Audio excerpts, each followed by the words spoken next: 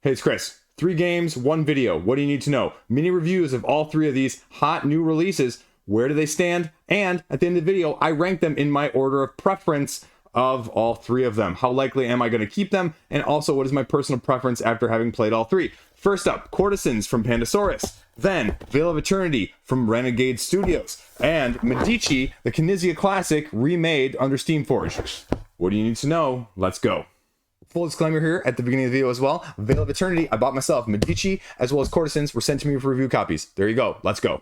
So first up, we're talking about Vale of Eternity. Probably the hottest game of all 3 of these. The one that's got the most hype, the one that's got the most attention. It's also now released in North America. So what do you need to know about this game? So it's sort of an engine-driven Tableau, if you will. The basic setup is relatively straightforward. The overhead is really low. And basically, the game just comes down to having one big deck of complete asymmetric cards here as you scan through this of your 1, 2, 3, 4, 5 different types of cards that you're going to be dealing with. So basically there's just 3 things you have to know on the card: which type of card it is, how much it costs, and then the type of ability. The type of ability: end of round, instant, or passive, meaning it's active always. And so then you just have this huge deck of cards that's just completely asymmetric in terms of all of them that you're going to be running through, and you just kind of lay them out on a round by round basis. You play 10 rounds until this game ends, or someone gets 60 points. More likely the 10 rounds, depending on how aggressive or how good your engine build is. All you do at the beginning of every single round is you lay down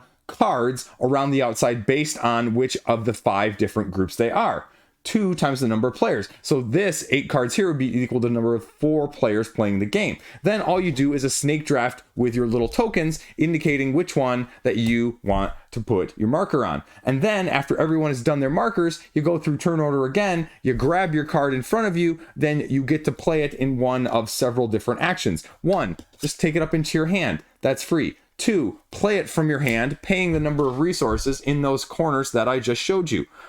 3, you sell it for whatever this value is next to it on the board. These values correlate to the tokens that you saw over on the side of the board here. And you have a 3, a 6, and a 1, and they're all varied values. Or you can use the last action to get rid of one of these cards from your tableau that you already played, and that cost is equal to the number of round that it is. So if it's round 1, well, it'd be kind of weird that you're getting rid of a card in round 1, but if it's round 3 and you're getting rid of a tableau card, well, it's going to cost you 3 of the gems. Rinse and repeat. Now, the only tricky caveat here is with your engine build tableau in front of you, you can only have cards down in it equal to the number of the rounds as well. So round 1, you can only have 1 card. You can only have 2 cards in round 2, 10 cards in round 10. So you're slowly building it up round by round by round. That's it. That's the gist of it. That's the whole game. You keep track over here on the side, and then you rinse and repeat. And this has a huge deck of asymmetric cards, right? At the same time, you know, pros and cons of this game right now. Well, 1, this guy doesn't really have a function. He's nice, he's pretty to look at, but doesn't really have a whole lot of value. The other side of things is I really don't like the way that this board is set up. This is, you know, as you can see, all different directions. So if you have 2 or 3 people playing, you're going to be constantly, oh, what does this one do? Oh, turning this one around. Oh, turning this one around. Oh, gotta read this. Oh, gotta read this. And none of them are that complicated. And there's some nuance, there's some meta, there's some Tableau engine style that is really going to make you feel clever of the combinations of these. But the downside of it is that you're also going to get lackluster ones. The snake draft is great for mitigating things. At the same time, you may just have a round where there's just nothing out there good for you. And the other tricky sticking point that I said, right? You're just gathering these gems as your resources, and that's awesome. But except for the fact that you can only hold 4 of them. And when I say 4, I mean literally 4. So this is all I could have in my hand. So if I wanted this one, nope, can't have it. I already have 4. It doesn't matter what value they are. You can only have 4. You only have 4. So you have to spend in order to build your engine, to build your tableau in front of you. And although this deck looks like it's super extensive and super heavy, with anything more than, 2 players, you're going to get pretty much through the whole deck every single game. Like 3, it's going to be close. 4, you're going to go through it and you're going to have to reshuffle. And that's kind of anticlimactic when the whole game is based on the premise of having the randomness and the tactical nature of you never know what you're going to get, and you're going to make applesauce out of apples, or banana cream pie out of bananas, or kiwi shake out of kiwis. I don't know. I'm running out of adjectives and verbs and fruits to go along with that. But you get what I'm saying.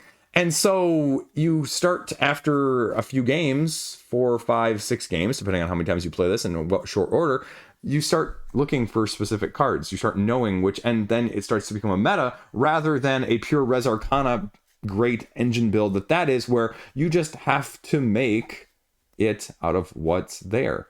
And so I wish it had a little bit more of that. And I hate saying this, but this game would be ultimately a lot better if this deck was just a little bit larger.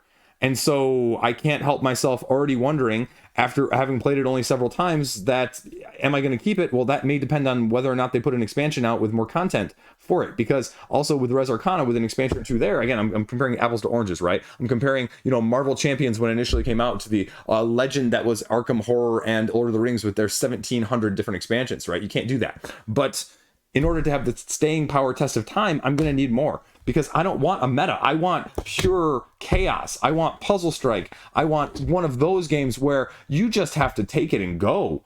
You're never going to be able to see everything. You're never going to be able to meta it. You're going to have to just use what's in front of you to make it most tactically driven that you can. And so ultimately, am I as pleased with it as I was hoping? No, I'm frankly not. Do I really like it? Yeah, I do. And the staying test of time, again, is going to be, does it have more support? And I hate saying that about a game. I hate saying it needs an expansion to fix it, because it's not broken at all by any means. But if you're playing it with more than 2 players with any sort of consistency, you're going to run through these cards, and it's not going to be as surprise, tactically driven, make, egg salad out of, eggs, if you will. I'm running out of analogies, as you may like, as I personally prefer. So good game. Can see why people really love it. The tactical decision making of the mechanisms and the actions on a turn-by-turn basis as a whole, and you really do get the feeling of the engine build as you get to the later rounds. Like the first 5 are a little bit slow. The 6 through 10, they're really going to let you be clever, and so you still have that element, but I just want to be more clever, if you will. If you don't like that style of things, if you're looking for a heavier engine build, this is definitely on the lighter style of things as well. So if you're looking for heavier, maybe look at your upcoming Evenfall that's coming out as well, or you get Res Arcana on the secondary market with a couple expansions for not much more than this either. Take that for what you will. And just as one last point, I guess at the end here that I have to include, because I feel like I'm being overly negative with it, I really enjoyed it. I really like it. I just want to love it. And I don't know if I'm going to get there with more plays or not. And so I'd like to see more. Next up is Courtisans from Pandasaurus, and this is sort of like a lighter, slightly more friendly, but still take that style of Oriflamme game, if you're familiar with that. Oriflamme, where you're laying the cards down in a row, they all have specific abilities, they're going to be sort of attacking, taking out each other, and trying to score points as you go along the row. Now, it's going to be slightly different in that sense, because what you have here is you have sort of the game playmat in front of you. Now, this is like cloth, actually, and the only problem is, even after several plays, you can see that it doesn't quite lay completely flat on the board here on the table. I don't really have a board, whatever, right? Liege Games has a small table tiny in front of him, and doesn't really have the ability to get anything bigger. Anyway, we get sidetracked there, but essentially what you're doing on this game is really straightforward, and I like this clever mechanism, but the player count is going to be the most dependent thing in this game as a whole. So all this game is you've got these noble cards, right? And you've got your 6 different colored suits here, and then you've got the queen, which we'll talk about in a second. You can see that spy is right next to the queen, and you'll understand that thematic incorporation there. And they just all go through, and you can see the shiny new cards, and they're nice, and they're almost too big because it almost becomes unwieldy to shuffle, and then they take up a lot of space on the side. But essentially what you're doing is you're taking 3 of these cards on a turn-by-turn basis, and you get to play one of them to the table where the queen's area is. You play one of them in front of your own personal area, and then you play the third on anybody else's tableau. Set collect, if you will. And therein lies the dilemma, because how you're scoring in this game is going to be dependent on this little thing in front of you. Because as you're playing these in the middle, because you have to play one every single turn here, you're placing them either above, boom, or below. And so depending on where you place them, if they're above, it means that they are positive victory points. If they are more below, then that means that color is going to get you negative victory points. So you're trying to balance out the meta while potentially giving them to your opponents and trying to screw them in that same manner. And it's a little bit more nuanced than that, because as you can see, these cards here that I just all laid out, all of them actually have a ×2, which basically just means they're worth 2 of those cards. And there are a couple other slight variations of cards here. You have a spy. The spy's difference is when you're placing it above or below, you get to actually put it face down. That's where the queen comes in handy, because you can not only hide it, but you have to hide it, above or below still, but people won't know what this is. You can also lay this in other people's tableaus or your own to sort of screw with them or mess with them. The other one is you have the assassin, which again, very similarly, you play it in an area and it takes out a card in any area. Now this tricky part is here, the queen's area, you can play it above and take out a card below, or you can play it below and take a card out above. It doesn't matter, but you can use it that way. But then that card actually stays there too. It's not like Oriflamme where those are sometimes discarded after you use them to kill somebody else. The last one here is just a guard, and the guard just means that it can't be killed by assassins, it can't be taken out by other cards, and so once you put it there, it's stuck there forever. And so by the end of the game, you're going to have a tableau that kind of looks like this from a set collection standpoint. So here I just have a sample endgame Queen's tableau, and so all you do is you say, is there more up here or down here for every single of these all 6, and you say, okay, well, the ones that are going to give me positive points for each card I have in my tableau are the white, the light green, the yellow, the dark green, but the red and the blue actually have more down below. And so for any of those cards and you have in your set collections, you're going to lose points. And you just total them up, and that's the basic game in a nutshell. Now, the only other twist or caveat is that there's these 2 separate little decks here, and they're each slightly different in terms of what they're going to be worrying about. These are going to be certain card combinations that you have, and these are going to be something that involves one of the families. So, for example, this one, you must have at least 4 guards in your own personal set collections. And this one, for example, a family must have at least 5 cards below the game mat. Any family, though, and they each give you 3 victory points, and you get mix and match, and you get one of these at the beginning of the game for every player.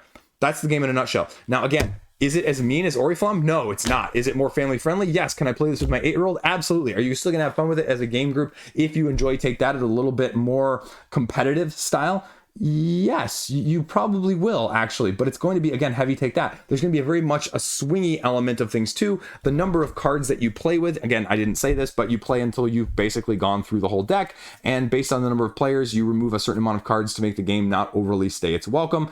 So then you just total up and see what people have. But like I said, based on the player count, the scores, depending on these tableaus, I mean, I had games where we were in, the 20s and 30s point-wise, especially at the lower player counts. And at the higher player counts, we had negative scores because all of a sudden, this one's down here, this one's down here, and only the light green is the one that scores positive. And then, some of these cards are, make sure the person on your left has, more yellow than you. Oh, didn't do that. So, I mean, we were literally at -3, -6, 2 was a winning score. So it's going to be one of those games as well, but it's going to dramatically vary from one game to the other. And the other thing that you may not like, again, it's making apple pie out of apples, because all you do is you just, at the end of your turn, draw the top 3 cards off of the deck. And those are the 3 that you're having to mitigate. The other thing that you may or may not like with a 2-player game, right? It's very straightforward. I play one in mine, I play one on the queen, and then I play one on yours. Anything more than 2, though, I play one on mine, I play one on the queen, and then I decide to king make who is going to get this one. So how Take That, how mean, how Catan style-ish do you want to do that? Because you can definitively just give someone potentially negative points with this, or just kind of also help somebody else, depending on how you want to do that. So you could have some pile on the leader there. All in all, it's a lighter, more family-friendly version of Oriflamme, and if you like Oriflamme and you're looking for something just a little bit shorter too, this plays really quickly, and that's another huge benefit. Do I like it? Yeah, I do, actually. Surprisingly, I'm really intrigued. My 8-year-old liked it. My wife liked it. My 10-year-old was refusing to play with us initially because he was throwing a temper tantrum, but he likes it now too. So it kind of fits a niche of the lighter style filler card game that I don't really have as much of with my kids. And I would be happily equally to play this with a lighter style intro, icebreaker for game night as well. Is it going to be for everyone? No. Just for those reasons, with those Take That and the potential king making and the randomness of these draws without mitigation, you're going to hate it. Because again, some of those secret objectives too, you're going to be piling the yellow ones on your left, trying to get them to have more than you, and someone else is going to be giving you yellow ones, and you're just going to be like, oh, can't get rid of them. Now, you can use the assassin on yourself, but sometimes it just doesn't work out that way. So yeah, there you go. Courtisans. Last up here, the new version of Medici from Steamforged Games. And this is a Nizia Classic. This is actually from 1995. Does it hold up? How does it compare to other auction bidding style games? And those is 2 to 6 players. And so what you've got going on here from Medici style things is you've got a various setup in 5 different areas that you're going to be looking for and 2 different ways that you're going to be scoring. So what do you need to know about this game as a whole? Well, first off, as an action bidding game, what you're going to be doing is you're going to be gradually flipping over anywhere from 1 to 3 cards on a round by round basis, depending on who is the first player. You just get to choose 1, 2, or 3. And so as you flip them over, you get to see which of the 5 resources they potentially are and what value they are, anywhere from 0 to 5. And then you bid on them according to how desirable you want to put these in your little tableau here. And your ship only has anything more than 2 players has only 5 spots in your cargo hold. And so if you win the bid, you get to put them in your little cargo hold until you can hold no more, or until everybody but one person's ship is full. And why this matters is, well, you score in 2 different ways in this game. The first is, well, you score by whoever's values, these numbers at the top of these cards, are in terms of their total cargo. And then those persons, depending on how many players you have, get a certain amount of scaled points. Last place, always 0 in this game. The second thing is, if you have these cards in your hold, you then correspondingly move your tokens around the 5 different corridors that you can be perusing, and you'd move them up 1 spot here for the green. You'd move it up there, and then if I also had one of these red ones, I'd move my green guy up there, and then I had a purple potion, so that my green guy would go up to this one. And so that's how you would eventually do it. And then if you are the first in this area, you get points. If you're the second, you get additional points. Now, why do points matter? Well, points are not only victory points, as you can see these ships that are sitting here around the outside if I put them flat, but those are actually also the amount of money that you have for bidding. So that's going to be the big dynamic, is you're bidding victory points every single time. How desperate do I want the cards to go in my hold based on what I'm doing here? Now you'll notice also in the center there are extra spaces, so if you get to these higher ones in here, you get an extra 5, 10, or 20 points no matter what. And so where do you want to, how do you balance, and depending on how many people, how many cards are going to get laid out in the first place, and how many victory points are going to be bid to get these. Because again, if you can't fit the number of cards that are in the hold that are up for bidding, so if I have 3 cards, I already want a 3-card bid here, and the next person pulls 3 cards, guess what? I can't even bid on these because I can't fit them. There's no going over, period. So if they keep pulling 3s, I just don't get to bid. I get to pass every time. And similarly, if you only had 1 spot, if 2 cards were pulled. Now the gold is special. The gold doesn't give you anything on the center board here. It just gives you 10 points for the value of your cargo in the first place, which again gets you a certain amount of scaled victory points depending on how many players. And so the scaling of the victory points here, as you can maybe see and maybe read out, in 2-player game, it's 20 and 0. 3-player game, first place gets 30, second place gets 15. 4-player game, 30, 20, 10. 5th-player game, 30, 20, 10, 5.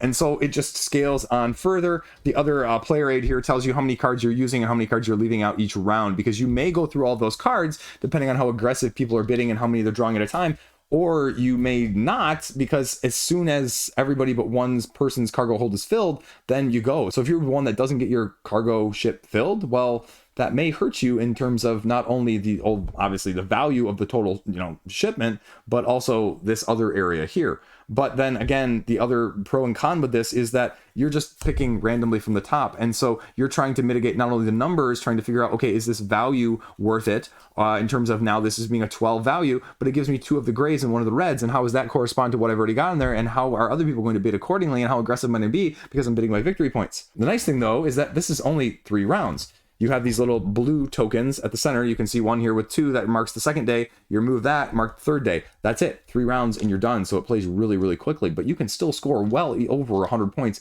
very, very easily, because these are massive values, especially as you get to the center and especially as you get into the 2nd and 3rd rounds with who's winning what.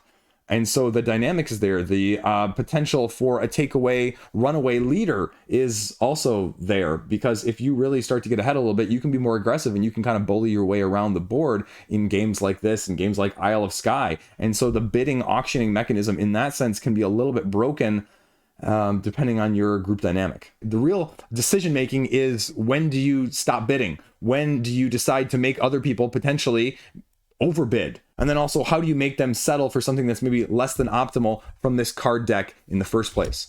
The other tricky point is, like I mentioned, if other people only have like one spot and you have multiple spots left at the end of the round and no one's filled, but you're getting kind of close, you can get a lot of these things for potentially almost very little or free, because you only have to bid one if nobody else can get it. So the when and how you fill this dynamic board in the spaces that are left, it's not always just, getting the best values, and it becomes a little bit mathy as well with those values of how much can I afford to spend to, allocate these guys around here and potentially lose out and get all the way down here, because how much can I make up for it in the actual spending? Is it going to actually behoove me? Because then you're trying to calculate, well, if I get this and this and this and they get the first, and that's going to bring me back up to here, but then they're still only to here, so then they're going to go to here. And so that's the sort of mathiness that you may or may not like, a la something like Power Grid or those ilk. And so from an auction bidding style of things, it's definitely all in one dynamic of using the victory points for all of these aspects. But it also is going to be a little bit too thinky if you have people that are really going to sit there and psychoanalyze, not psychoanalyze, but just a little bit of analysis paralysis in terms of holding them up, trying to figure out where that exact line is of the make it or break it. So if you're looking for something more dynamic, more controllable, I'd still probably suggest Ra. This and Princes of Florence. Princes of Florence is going to give you a little bit more dynamic control, but I'd make the argument that both of those games are also going to be longer. Ra being longer and Princes of Florence being even longer of the three. So this feels a lighter, easier to get to the table, much easier overhead than even say Ra, which is saying something, but it's also going to be shorter in the dynamic of the 3 rounds and the filling up the boats, even though you may be able to play it at 4, 5, or 6. And I would argue that it's probably optimal at 4, 5, and 6, even though there is more randomness, chaos, and take that potentially, because 2 and 3, even sometimes in these auction games, just kind of leaves the mechanic as a whole high and dry. Not to use the boat pun there, but yeah, I'll use it. So after all 3 of these games, where do I feel like things are going to stay? How do I feel like they're going to do prognosis wise in my collection? Well, as I mentioned, Veil of Eternity is probably going to be a lock for the rest of the year, because I'm going to sort of do a little bit of Expeditions Apiary with it from Stonemaier, where I'm going to see what an expansion or the thought of an expansion is going to make me feel about it, because again, I feel like I use one extra element, and I feel like over time, as especially my kids get slightly older, I think it'd be a good intro to engine building in that sense, just because it's kind of cool to look at and my kids will like it, and it's not too complicated and you can still feel really clever. So its prognosis is pretty good. Courtisans, again, probably going to be very similar. It's probably a little bit lighter than I would like to play on a routine basis, but as I said, other places and other games, my kids like it. My kids understand it. And it's a gateway into that. And it's a lighter style version of Oriflamme. Sometimes Oriflamme is just too mean. Sometimes people get turned off by that. And this is mean, but it's mean in a different way, similar to Catan, but some of the king making. And that's going to turn people off as well. But the fact that you can explain this much, much quicker than Oriflamme, again, overhead wise, can't be understated either. So Prognosis is probably good. It's not going to be great, because I'm probably not going to want to play it all the time, but if my kids want to play it, well, then it's going to be harder and harder to get rid of, and those style things are really, what I'm looking for. It's about getting the games played, not always having the best solid mechanistic approach, pure whatever that means. And here last with Medici, I don't know. Medici is probably fair, because again, I've got Princess of Florence sitting up there as well, from WizKids. I've got the new fancy awesome edition of Ra from 25th Century, and Ra is an all-time top 25 game for me as a whole. So when it's going up head to head against those, individually by itself, again, I could probably play this with a little bit of encouragement and coaching with my kids. They wouldn't understand the full dynamics, but it's going to be easier and shorter. It didn't ultimately leave me as fulfilled as I desired comparatively. And so for that reason, it might be on the cutting block even before the end of the year, just from that aspect, not because it's not a great game, but it's a good game. And I find myself gravitating towards, did I actually love it? And I didn't love it. I liked it. I liked it a fair bit. I'd probably make the argument that I enjoyed it from just I'm just having fun more than Princes of Florence. Princes of Florence is so many decks and so many dynamics and so many, sort of layers that it becomes, again, more of a puzzle. And this one could turn into that, but it also just turns into a romping good, I'm going to outbid you and screw you sort of thing in that sense. So again, this one, last one here, Medici, I could see myself going either way. So there you go. 3 games, ranked, reviewed, and in a nutshell. Let me know thoughts, comments, concerns, questions down below, and let me know if you like this format. So that's all I got. Stay classy. Have a great freaking day. Subscribe. I always forget to say that in the middle of the video. Does that actually work? Subscribe, thumb me, go over to the Board Game Geek blog and get me hot there. I don't know. Whatever else. Just thanks for watching in the first place. Who cares? about the other stuff, that is.